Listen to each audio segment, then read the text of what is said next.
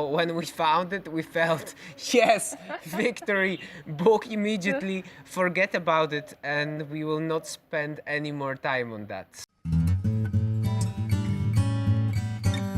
A lot of people ask us, how do you find the money to travel and to live in different parts of the world? Well, today we are going to share with you our biggest hack, which is how to find ridiculously cheap flights.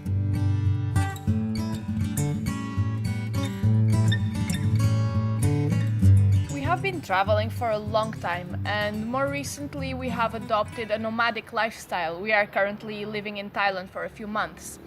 So this means that we book both continental and intercontinental flights very often, and therefore we need to mind our budget so that we can keep this lifestyle sustainable. So what are our tricks? How do we go to the deepest corners of the secrets of the flying world and unbury the hidden chests full of super cheap and affordable flights? Well, Bargains! we have some tricks for you here. Tip number 1. Start your general search by looking across several search platforms. Don't assume that Momondo is all there is and that all your flights will be there. No, there are several options across the internet. We have some favorite ones such as kiwi.com, secretflying.com, Google Flights, Skyscanner, and then individual airline websites.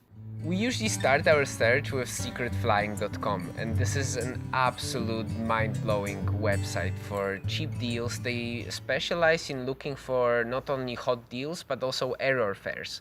So this is when an airline publishes certain price on certain route by mistake, because it just cannot be that cheap.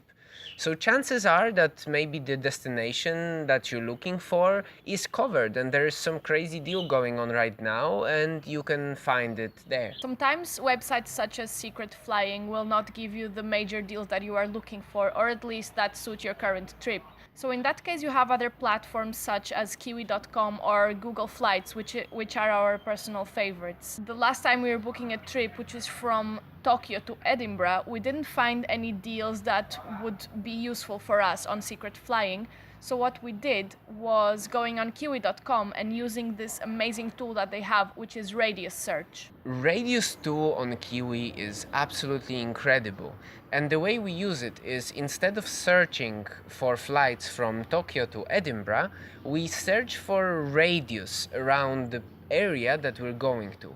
So we were looking for flights from Tokyo going to anywhere in Europe, really. And then we found an amazing deal going from Tokyo to Germany.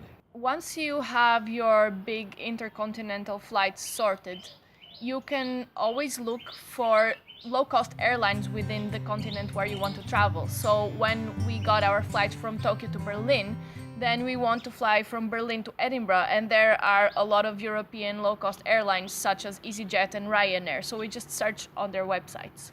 And there are equivalent of those European low-cost carriers for all continents. So just keep on looking and I'm sure you're gonna find a very good deal for within continent flights.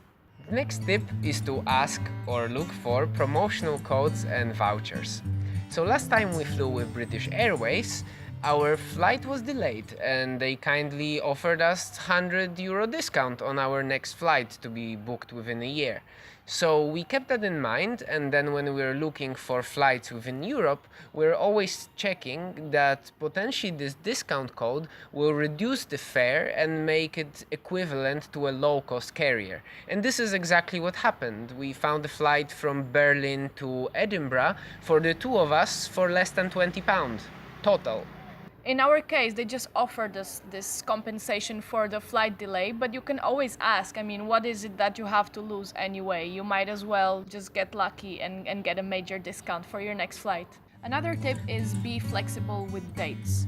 It's always cheaper to be open to fly within a range of days instead of just having one fixed date when you want to fly. We usually remain open to an area somewhere between a week and 2 weeks, and sometimes even a month when we're feeling more flexible. And different airlines sometimes just throw discounts in specific days, so in this way you will remain open to take advantage of those. We always remain open to other means of transportations. There's buses, there's trains, and sure, it might be a little bit more time consuming, but the price difference might be really unbeatable. One thing to keep in mind is visas. For some countries, it's just hassle-free when you're doing a transfer, but always make sure that you look if there's some kind of regulation. Like, for example, you might want to stay in a town for a day, but the visa policy allows you only to stay for 12 hours, or there is some kind of other regulation related to that. So just look on an embassy page of the country in your home country, or look on Wikipedia or some other pages that consolidate this information, and just make sure that your visa travel is okay. It should be fine for transfers, but it's always good to double check. Be mindful of the relationship between time, energy,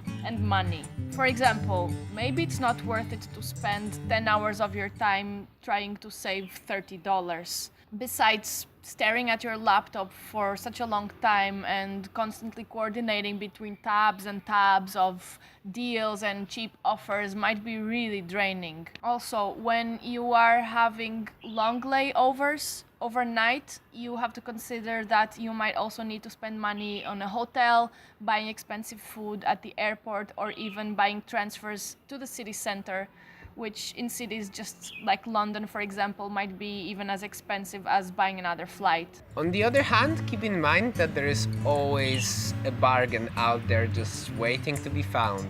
So, for example, in our last flight, we almost ended up buying this deal that was, I think, 55 hours and 5 or 6 layovers.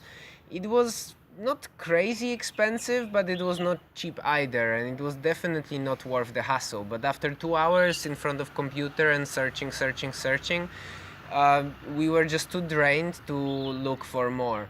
But then we looked at the price and we thought, no, this is not worth our energy that we're gonna spend, and it's really too much for what this flight was. We took a break, we grabbed some nice refreshing smoothies, and we came back to the search with a different mindset. So we switched a bit the roles. So I was now looking for the flight, Sylvia was giving me an amazing massage, and then we started looking at 2 different computers simultaneously, and it took us maybe half an hour, and we ended up finding a deal that was 3 changes rather than 5 or 6, and the price was half. So when we found it, we felt, yes, victory, book immediately, forget about it, and we will not spend any more time on that. So keep motivated. There is always a chance to find a cheaper way to get where you want to go.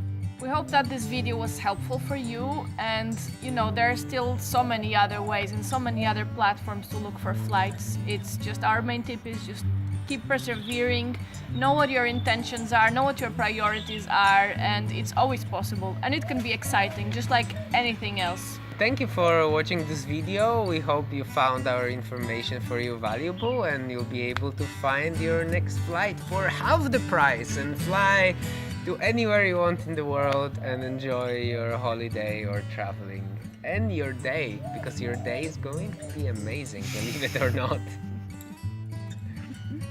See you later.